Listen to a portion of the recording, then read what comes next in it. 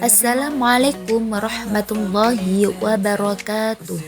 Halo semuanya, di video kali ini kita akan sedikit membahas atau mereview tentang artikel atau materi dari kelompok kami dengan judul Analisis Perdagangan, Kebijakan dan Teknologi 2024-2025 menuju ekosistem industri halal.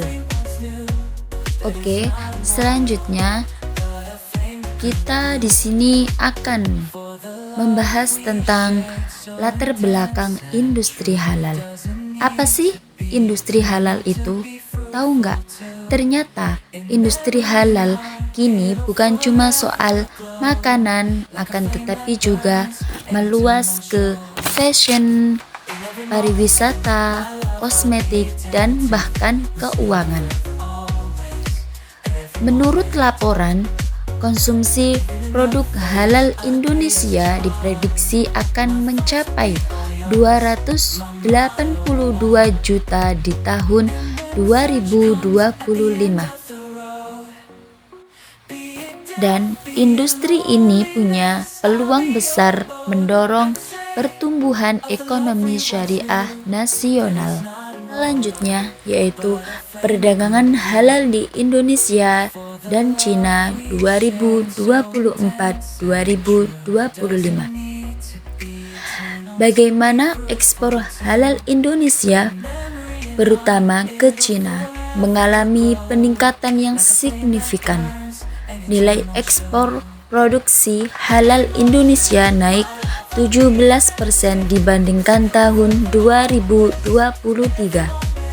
Produk utama yang diekspor meliputi makanan olahan, minuman herbal, dan kosmetik halal. Tapi sayangnya, ekspor ini masih didominasi oleh perusahaan besar dan UMKM halal masih punya tantangan besar dalam hal sertifikasi dan logistik internasional. Selanjutnya, teknologi juga mulai punya peran penting loh. Beberapa perusahaan Indonesia udah mulai pakai blockchain dan AI untuk menjamin kualitas dan kehalalan produk dari hulu ke hilir. Contohnya, PT Halal Berkah Internasional bahkan udah pakai sistem QR kode untuk transparansi produk mereka saat diekspor ke Cina. Tapi sayangnya, teknologi ini belum banyak dijangkau UMKM karena keterbatasan infrastruktur digital. Selanjutnya, pemerintah Indonesia juga nggak tinggal diam. Mereka aktif bikin program sertifikasi halal gratis, edukasi halal, dan promosi ke luar negeri lewat event seperti Halal Expo Turki. Menurut data, 65% peserta program berhasil buka pasar baru di tahun 2025. Tapi, tantangannya masih ada. Birokrasi, keterbatasan SDM, dan koordinasi antara lembaga yang kadang tumpang tindih.